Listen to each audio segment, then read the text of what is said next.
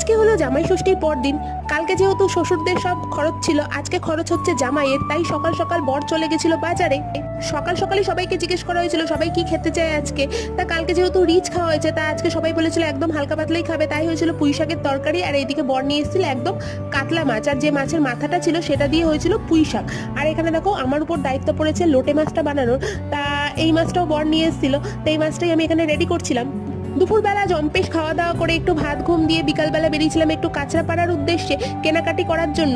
আর আমাদের এই উইকেন্ডেই রয়েছে বাড়ি ফেরা, তাই মিষ্টুর জুতোটা না একটু ছোট হয়ে গেছে। তা ওর যে জুতোটা রয়েছে সেই জুতোটা পরে ভুবনেশ্বর অত দূর যেতে পারবে না, ওর জন্যই একটা এখানে জুতো নেওয়ার ছিল, ওটাই দেখছিলাম। গেছিলাম তো কেনাকাটি করার জন্যই একটু বেশি পরিমাণে, কিন্তু হঠাৎই মা ফোন করে বললো বাড়িতে চলে এসে গেছ। তা তড়িঘড়ি করে ফিরেছিলাম বাড়ি, দেখলাম এসেছে আমার একটা বোন আমার সাথে দেখা করতে, আর ও নিয়ে এসেছিল ফুচকা। আর এখানে ফুচকাটাই ও সার্ভ করছিল। বাস ব্লগটা এ পর্যন্তই। যদি ভালো লাগে আমার চ্যানেলটা সাবস্ক্রাইব করে দিও আর ভিডিওটা একটা লাইক করে দিও।